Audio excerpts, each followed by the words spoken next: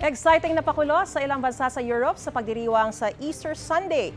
Hanggang saan aabot ang itlog na itatapon mo? Yan ang paandar sa taunang egg throwing challenge sa isang bayan sa Germany. Mahigit 3 dekada na ang kompetisyong ito.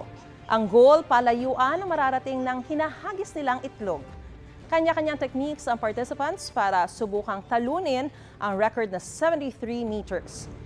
Sa Paris, France naman, bumida sa ilang shop ang Easter egg chocolates na may temang sports.